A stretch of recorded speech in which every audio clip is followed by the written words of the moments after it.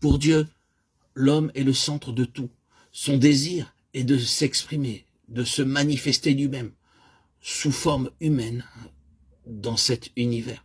Le diable ne s'est jamais attaqué à la création de Dieu en dehors de l'homme. Il a combattu toute la création à travers l'homme, en se concentrant sur l'homme. Et l'homme est sa cible.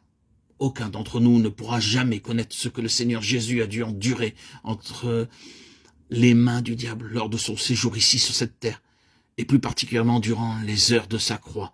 Si vous et moi avions déjà connu, et dans une certaine mesure, nous avons expérimenté ce qui a été souvent pour nous au-delà du supportable, ce que sont la fureur, la haine, la méchanceté du diable, la cruauté, la ruse et l'iniquité de Satan n'ont pas atteint à notre égard la moindre once de ce que le Fils de l'homme a dû affronter entre les mains de Satan, spécialement à la croix.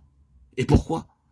Parce que l'homme est la pensée de Dieu, et Christ est l'homme, l'homme en qui tout est inclus, et l'homme modèle. Le fait que Dieu obtienne au final un homme en gloire représente tant de puissance, de sagesse et de triomphe de la part de Dieu, comme ayant totalement déjoué, vaincu, dépouillé de sa puissance toute la domination de Satan.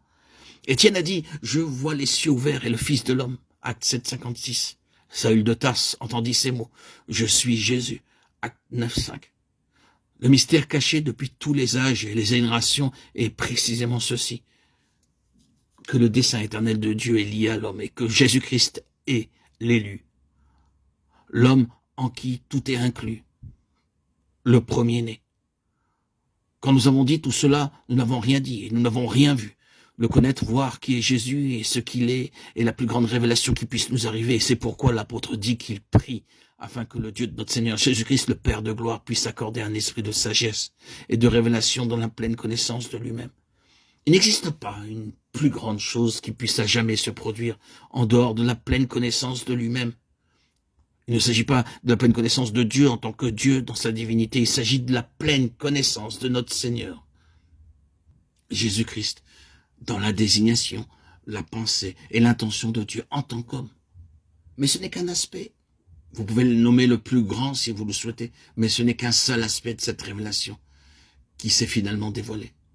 L'autre aspect est que la plénitude de la personne doit être manifestée corporativement dans l'Église des premiers-nés. Il est le premier-né de l'Église et celle des premiers-nés. Lui et nous sommes désignés comme un seul corps. Vous et moi, frères et sœurs en Christ, ne serons jamais incorporés à la divinité. Nous ne formons pas un seul corps avec la divinité. C'est avec l'homme que nous sommes un.